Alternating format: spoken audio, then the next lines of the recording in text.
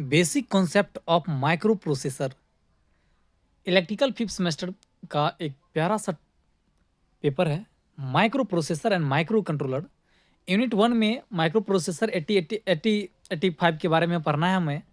तो हम लोग सबसे पहले माइक्रो प्रोसेसर के बेसिक कॉन्सेप्ट को पढ़ते हैं, उसके बाद हम लोग चैप्टर का शुरुआत करेंगे। तो आज हम बेसिक कॉन्सेप्ट पे डील करते हैं। यदि अभी तक आप लोग मेरे यूट्यूब चैनल पोली बीटेक गुरु को सब्सक्राइब नहीं किए तो प्लीज़ सब्सक्राइब कर लें। आप लोग को हम पूरा video free of cost provide करेंगे electrical fifth semester all papers का, तो आप लोग कोर्स परचेज ना करें। बीट क्या होता है? ये एक बाइनरी डिजिट होता है, ठीक है। बाइनरी डिजिट को ही हम लोग बीट कहते हैं। बराबर बोलता है बीट। बीट होता है क्या भाई? Binary digit. बाइनरी डिजिट कौन क्या होता है? 0 और 1। 0 एंड 1 आर बाइनरी डिजिट। 0 और 1 बाइनरी डिजिट है। बीट जो है दो ही होगा, या तो 0 या तो 1। बीट में 0 और 1। इससे सिंपल लैंग्वेज में आपको कहीं भी नोट्स नहीं मिलेगा। याद रखिए, मैं आपको पूरे बिहार में सबसे सिंपल नोट्स में आपको नोट्स प्रोवाइड कर दूंगा, सिंपल लैंग्वेज में नोट्स प्रोवाइड कर दूंगा, ठीक है। और सबसे अच्छा वीडियो भी मेरा होगा, इतना श्योर है। देखिए, 4 बीट का एक निबल होता है। ये सब याद रखने वाला टॉपिक है भाई, ऑब्जेक्टिव में पूछ सकता है। 4 बीट का एक निबल, 8 बीट में एक बाइट होता है। 8 बीट बराबर एक बाइट। देखिए, 4 बीट एक निबल, ठीक है, और 8 बीट जो है एक बाइट। 1024 बाइट जो होता है 1 किलो बाइट के बराबर होता है, और 1024 किलो बाइट 1 मेगाबाइट के बराबर होता है। 1024 मेगाबाइट 1 गीगाबाइट के बराबर होता है। 1024 गीगाबाइट 1 टेराबाइट के बराबर होता है, और 1024 टेराबाइट 1 पेंटाबाइट के बराबर होता है। तो याद रखिएगा, बीट, बाइट, केबी, एमबी, जीबी, टीबी, पीबी, ठीक है। ये आपको याद रखना है, ये पूछ सकता है आपको एमसीक्यू में। कुछ हम शॉर्ट तरीका बताते हैं आपको याद रखने का। याद रखिए, 2 का पावर जब भी 0 हो तो 1 के बराबर होगा। 2 का पावर 1 2 के बराबर याद रखिए। 2 का स्क्वायर 4 होगा। 2 का पावर 3 8 होगा। 2 का पावर 4 16। 2 का पावर 5 32। 2 का पावर 6 64 होता है। 2 का पावर 7 128। 2 का पावर 8 है तो 256, और 2 का पावर यदि 9 है तो 512 512, और 2 का पावर 10 है तो 1K के बराबर होता है। 2 का पावर 20 है तो 1 मिलियन। ये याद रखिएगा, 2 का पावर 20 1 मिलियन, और 2 का पावर 10 है तो 1K 1 किलोवाट। 2 का पावर यदि 30 है तो 1 गीगा हो जाएगा, ठीक है। और 2 का पावर यदि 40 है तो 1 टेराबाइट हो जाएगा, जिसको ट्रिलियन बोलते हैं, ठीक है। 1 ट्रिलियन में 2 का पावर 40 1 ट्रिलियन के बराबर आ जाता है, याद रखिएगा। अब देखिए, एक छोटा सा हम लोग ब्लॉक डायग्राम पे चर्चा करेंगे। 3 चीज लेते हैं, एक माइक्रो प्रोसेसर, मेमोरी, और इधर मेमोरी से जुड़ा हुआ है इनपुट आउटपुट डिवाइस। यहाँ पे देखिए, जो आपका मेमोरी है ना, ये मेमोरी का एक ही काम होता है भाई, ये डेटा को स्टोर करने का काम करता है। मेमोरी जो है ओनली डेटा स्टोर करने का काम करता है, इसके अलावा इसका कोई काम ही नहीं है। ये सिर्फ जो डेटा है या प्रोग्राम जो है उसको स्टोर करने का काम करता है, चाहे आपका वीडियो हो, म्यूजिक हो, ठीक है, फोटो हो, ठीक है, कुछ भी हो, एवरीथिंग, कुछ भी डेटा के या प्रोग्राम के रूप में जो भी चीज़ है वो सारा चीज़ को स्टोर करने का काम करता है मेमोरी। इसके अलावा मेमोरी का कोई काम है ही नहीं। इनपुट आउटपुट डिवाइस जो है मेमोरी से जुड़ा हुआ होता है। कुछ जो भी डेटा हम लोग पे देते हैं वो सबसे पहले मेमोरी में जाता है, ठीक है। या मेमोरी में हम डेटा दे भी सकते हैं या ले भी सकते हैं। जैसे मान लीजिए आपका मोबाइल है, हम क्या काम किए, आप अपने मोबाइल से किसी कहीं किसी दूसरे सोर्स से मोबाइल में हम डेटा लिए, तो क्या हुआ, इनपुट के रूप में आया। या अब हम अपने मोबाइल से, ठीक, या अपने मेमोरी से डेटा मान लीजिए किसी को दिए, ठीक है, तो वो आउटपुट का काम करेगा उस वक्त।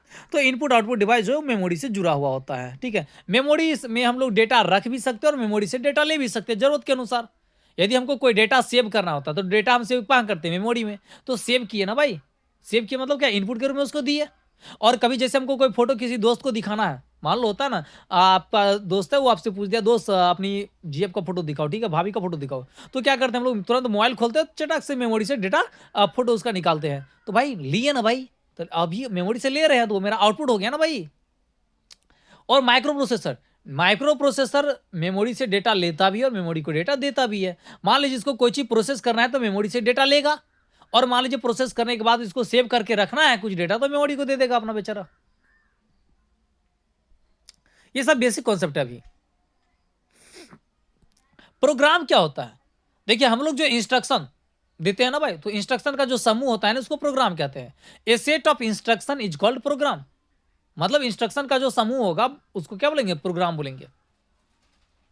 जैसे इंस्ट्रक्शन आप समझते हैं, निर्देश देना, मतलब आप किसी को बोले खाना बनाओ, किसी को बोले पानी लाओ, ये सब क्या है, इंस्ट्रक्शन है।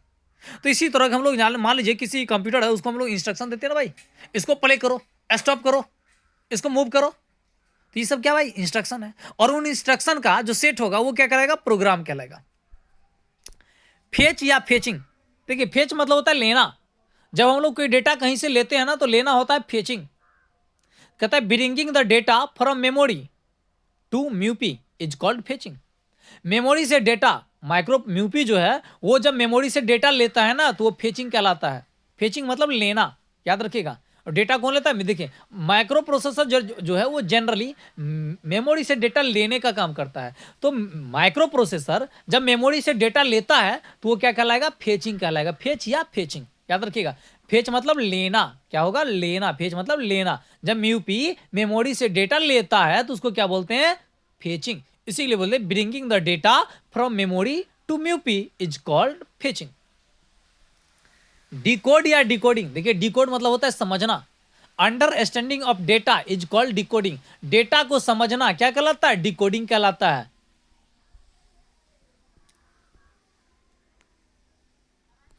एग्जीक्यूट या एग्जीक्यूशन, देखिए इसका मतलब होता है परफॉर्म करना। कहता है performing of mu P according to program. देखिए माइक्रो प्रोसेसर को हम लोग शॉर्ट में म्यूपी बोलते हैं, याद रखिएगा। माइक्रो प्रोसेसर को ही शॉर्ट में क्या बोलते हैं, म्यूपी। तो performing of mu P according to program, program के अनुसार म्यूपी जो परफॉर्म करता है, म्यूपी का जो परफॉर्मेशन होता है, जो परफॉर्मिंग होता है वो क्या कहलाता है, एग्जीक्यूशन। भाई म्यूपी जो है किसी भी प्रोग्राम को एग्जीक्यूट करने का एग्जीक्यूट करता है या परफॉर्म करता है। तो म्यूपी के द्वारा किसी प्रोग्राम के अनुसार परफॉर्म करना एग्जीक्यूशन कहलाता है। म्यूपी का जो परफॉर्म होता है उसको क्या बोलते हैं, एग्जीक्यूशन।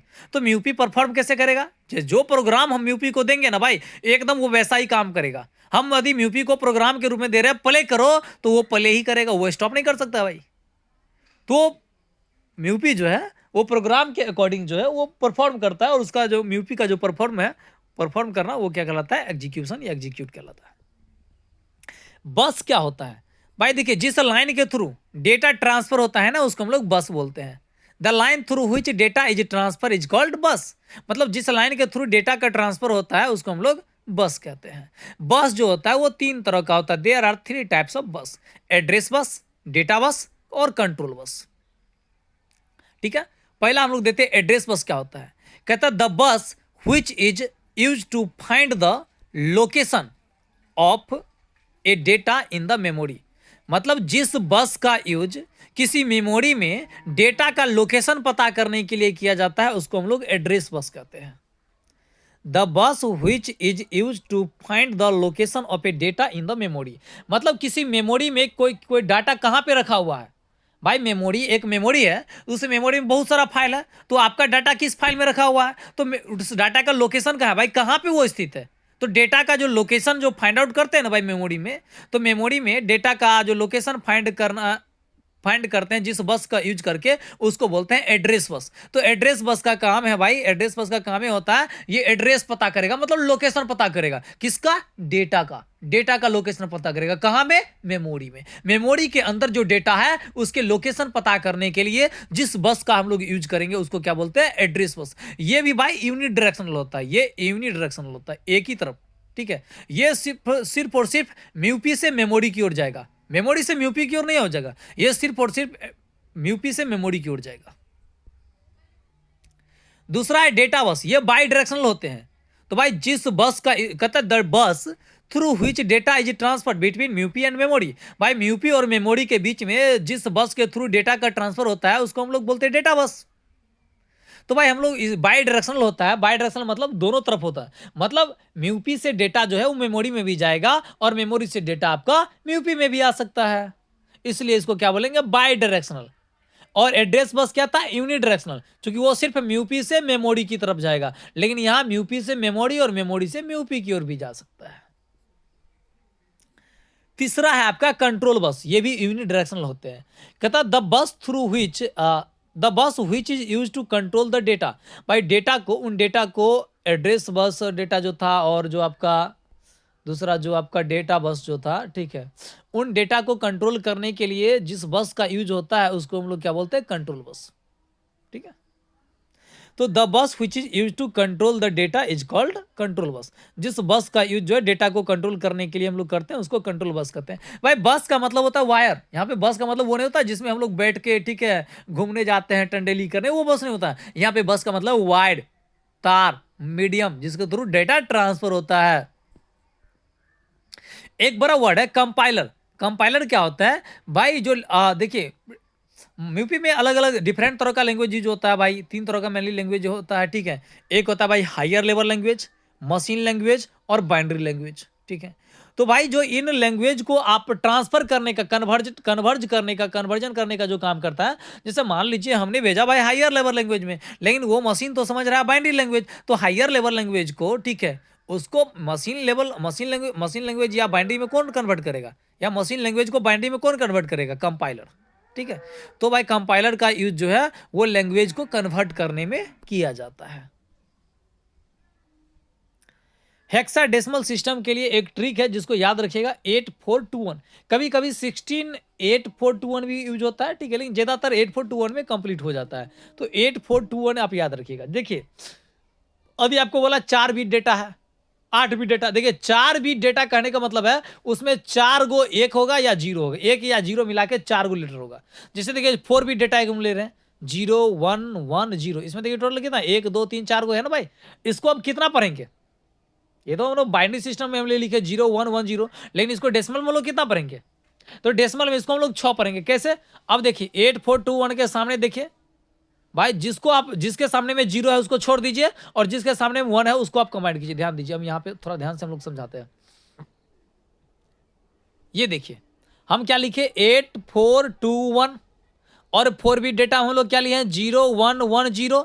तो भाई जिसको सामने में 0 है उसको छोड़ दो, बच क्या गया, 1 वाला के सामने लो, तो 1 बचा 4, 1 बचा 2, दोनों को जोड़ोगे तो कितना होगा, 6। इसको हम डेसिमल में क्या लिखेंगे, 6।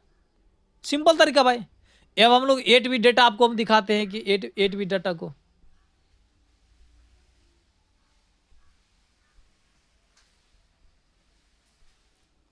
देखिए यहाँ पे 8 बिट डेटा हम डेसिमल में हम 12 लिखे हैं, ठीक है। तो 12 कैसे लिखेंगे भाई, अब ये थोड़ा नीचे करना पड़ेगा तब जाके दिखेगा। देखिए 12 लिखना है तो एक को अलग लिखिए, 2 को अलग लिखिए। एक को लिखने के लिए क्या होगा, 8421 में भाई हम एक के सामने सिर्फ 1 लिखेंगे, बाकी सबके सामने 0 लिखेंगे, तभी ना एक पूरेगा भाई। यहाँ पे आप देख लो भाई, अरे यार कहाँ भाग गया, यहाँ पे देखो ये 1 होगा ना भाई, यहाँ देखो 1 के सामने हम 1 लिखे, बाकी तीनों के सामने क्या लिखे, 0 लिखे। 2 वाला में देखिए 2 लिखना है भाई, तो 1 के सामने 0 होगा, सिर्फ 2 के सामने 1 देना होगा, मतलब जो लिखना है उसके सामने 1 दीजिए। सिंपल। 16 तक तो आप लोग लिखे सकते, अच्छा 12 2 14 15 तक इसमें लिख सकते हैं, कोई दिक्कत नहीं 15 तक लिखने में आपको, ठीक है। तो सिंपल आपने यहाँ तक लिख दिया, ये आपका हुआ 8 बिट डेटा।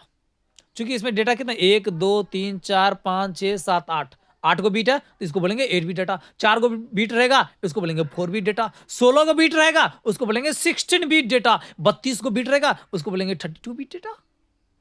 सिंपल है भाई। और लिखने का आप सिंपल तरीका याद रखिएगा, 8421। जिसके सामने 0 है उसको छोड़ देना है, जिसको सामने 1 है उसको आपको कंसीडर करना है। उसको क्या करना है, कंसीडर करना है। जिसके सामने 0 उसको छोड़ दो, और जिसके सामने 1 है उसको शामिल करो, और एक से ज्यादा उसको जोड़ो। जैसे देखिए यहाँ पे 1 के सामने 0 था, हमने क्या काम किया, छोड़ दिया भाई। ध्यान दीजिए यहाँ पे 1 के सामने 0 था, छोड़ देंगे। 8 के सामने 0 है, छोड़ देंगे। क्या बचा भाई, 1 किसके किसके सामने है, 4 और 2 के सामने, तो 4 2 को जोड़ देंगे, 6 हो जाएगा। सिंपल तरीका है, ठीक है। एक हम आपको लिख के दिखाते हैं। जैसे मान लीजिए हमने लिख दिया 0 सॉरी 1, ये 1 है, 1 है, 1 है। इसको क्या पढ़ेंगे भाई, अब इसको हम डेसिमल में क्या लिखेंगे, ये तो हमने बाइनरी में लिखा।